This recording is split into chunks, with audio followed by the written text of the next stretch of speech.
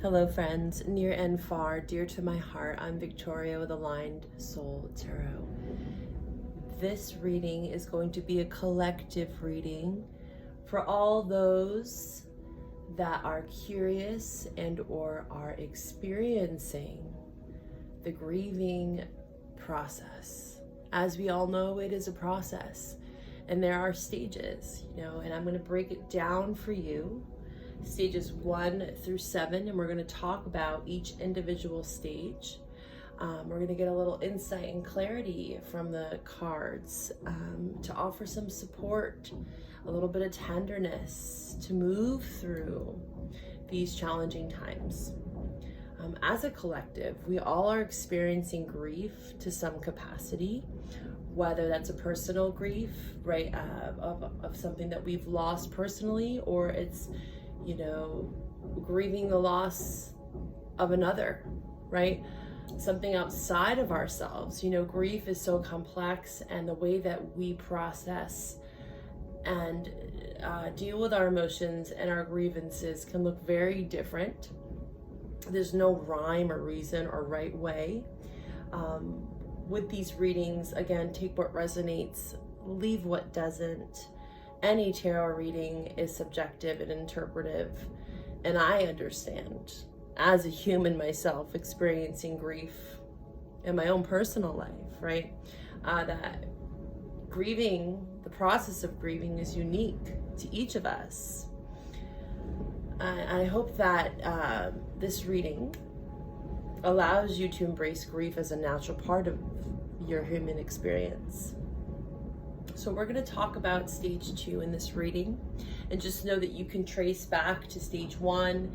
I did talk about that in stage 1, that, we can go back and forth, we can fluctuate. This is not a linear timeline. Some might be able to move through this at a different speed than someone else. So honor it. Honor the process as your own unique process. And again, take what resonates and leave what doesn't. So stage 2. Very similar to stage 1, right? Stage 1, we talked about shock and or denial, and we can experience both simultaneously. The second phase is anger and or guilt. And again, both of these emotions can be felt simultaneously. It doesn't have to mean that you have to be feeling one or the other. If anything, you probably move through and fluctuate between anger or guilt, right? There is that initial shock response, right? And after that shock and or denial comes the emotional overwhelm. Right? And we talked about how the denial can be a form of our ego trying to suppress and or subdue that emotional reaction, because it can be so overwhelming. And this can show up very differently. This can show up as sadness, anger, right? It can look different. And there's a quote that's coming to mind about grief, and anger especially, and how anger is truly just unexpressed grief, unexpressed sadness, right? And it's like a mask that we wear, but below the surface, it's all the same root, right? It's all the same root, which is that grief, that sadness that we are mourning. And in this stage, just know that the duration and intensity for each of these emotions can vary. Right? Again, this is a general reading, so take what resonates and leave what doesn't. Just know that I do offer private readings if you are needing some extra support and love at this time. So we're going to break down the tarot deck. I have the major arcana, the suits, and the minor arcana, and we're going to pull from each of the 3.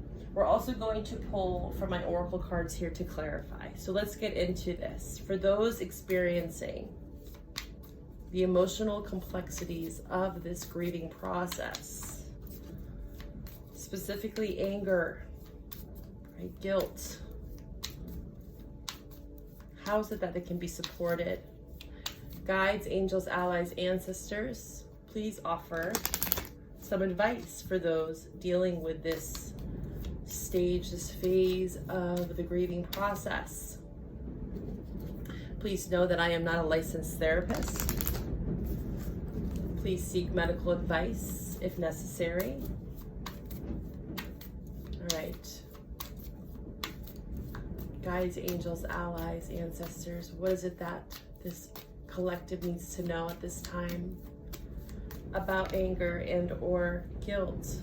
The wheel. You have strength on the bottom of the deck. Beautiful.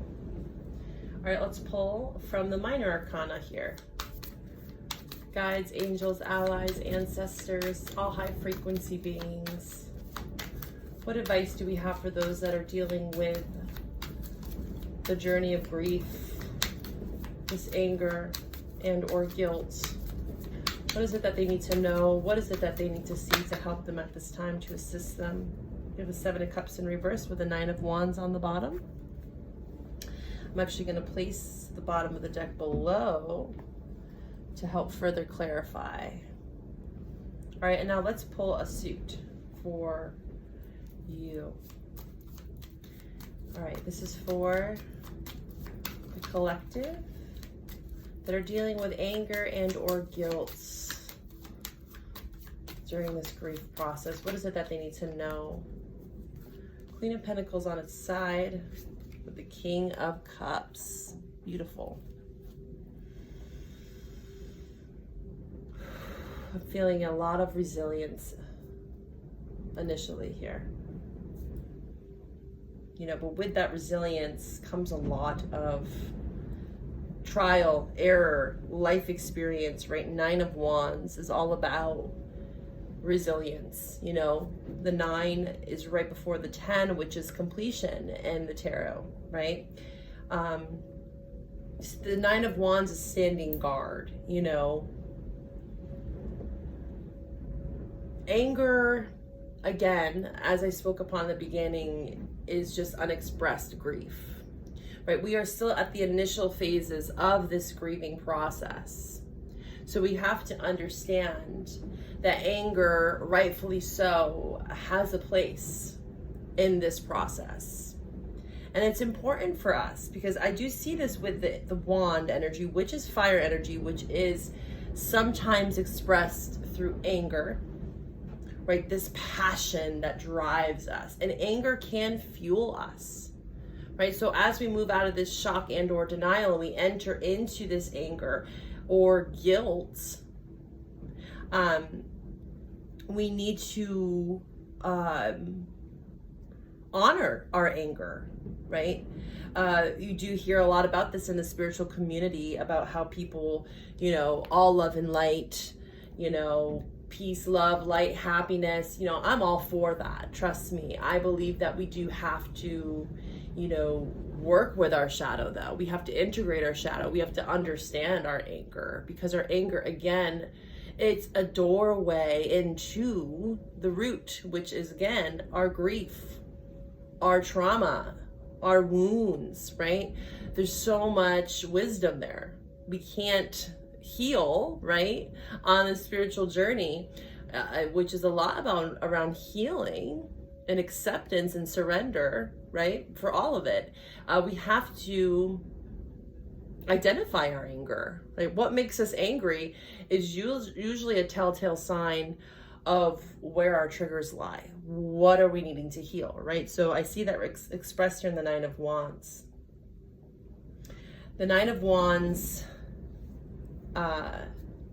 also represents, you know, even if we are broken, it's the wounded warrior. Even if we are feeling wounded, we're still standing, right?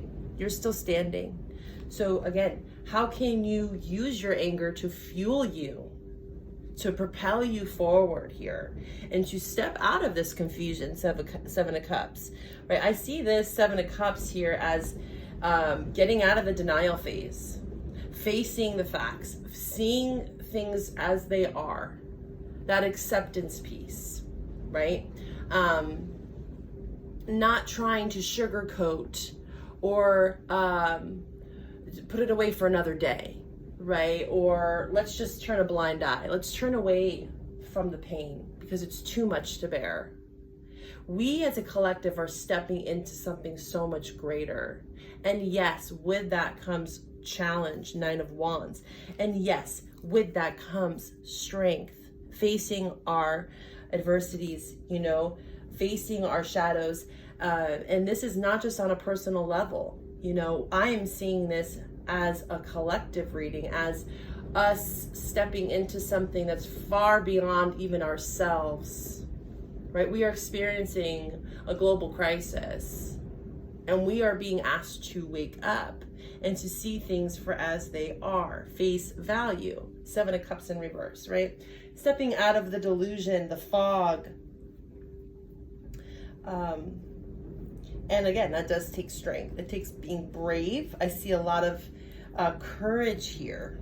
You know, this strength is also fire energy. This is Leo. So the main message again with these 2 cards solely is, how can I use my anger to fuel this fire that's within me, that I feel this rage? Because it is fuel. It's fuel for change. It's fuel for movement. That is what's represented in the fire element here.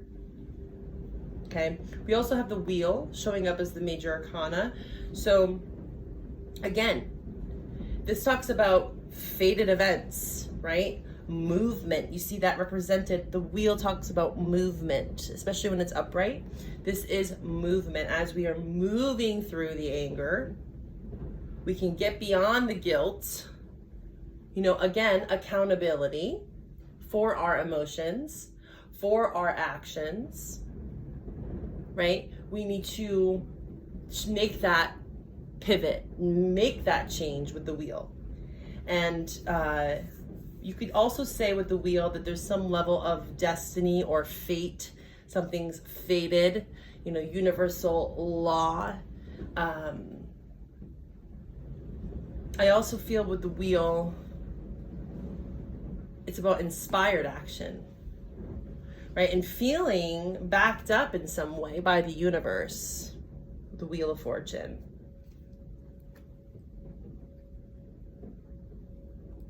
We also have the King of Cups here. So again, there's a lot of this like being bold, being resilient, being motivated, being courageous, facing our fears, right? Movement, allowing our anger to be expressed.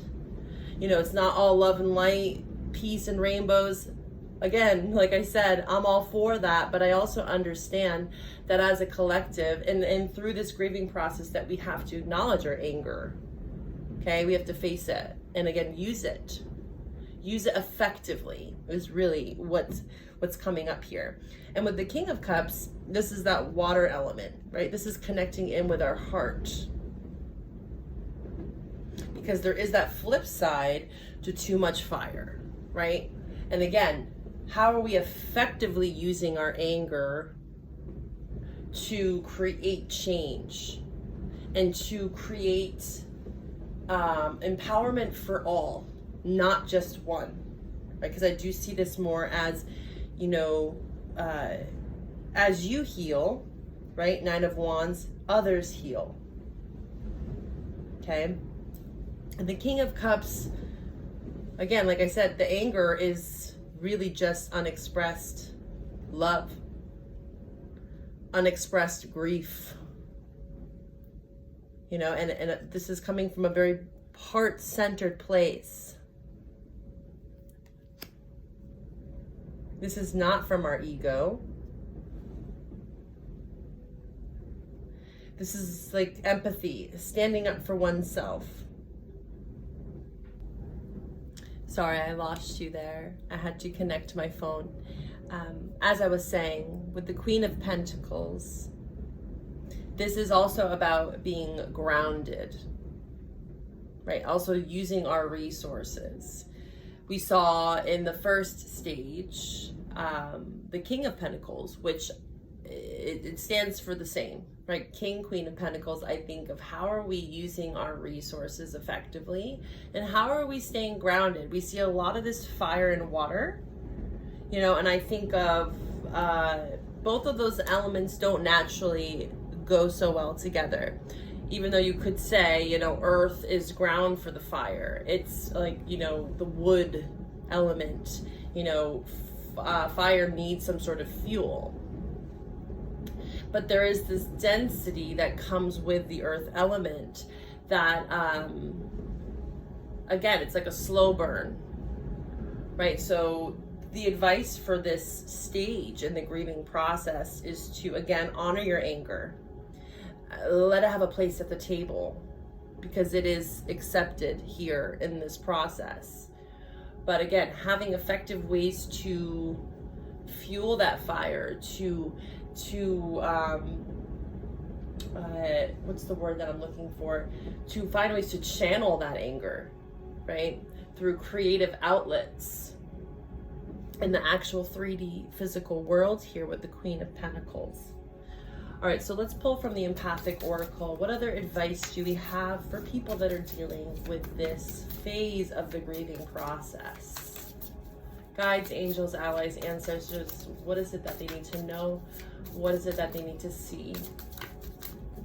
For people dealing with this anger and or guilt. Autumn and summer.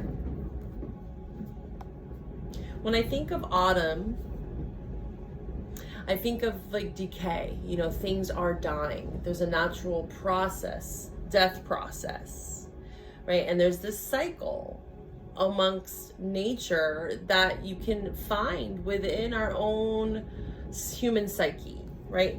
Allowing this death process. Because as we grieve and mourn the losses within our life and surrounding us, we have to honor this death, honor the parts of this cycle, and know that there is a rebirth, right?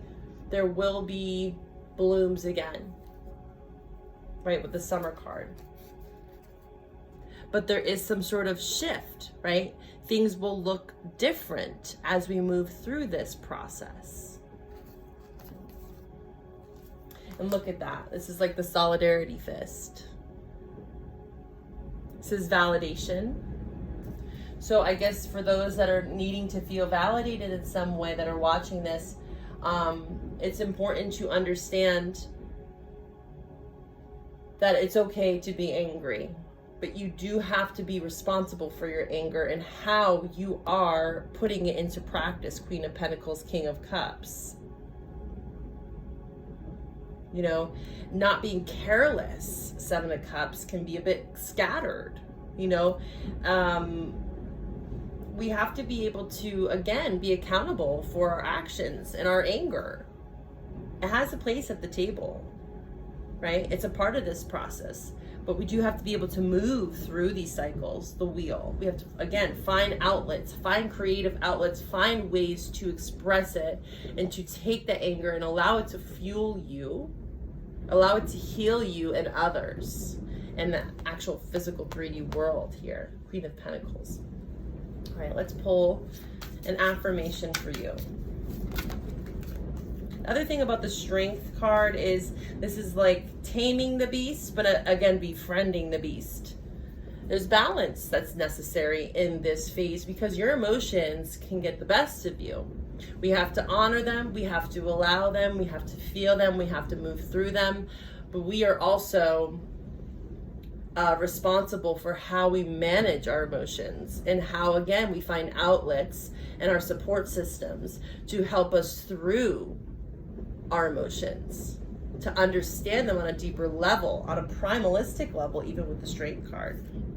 Co-arising, beautiful. So we have service showing up again. So service showed up for the first stage.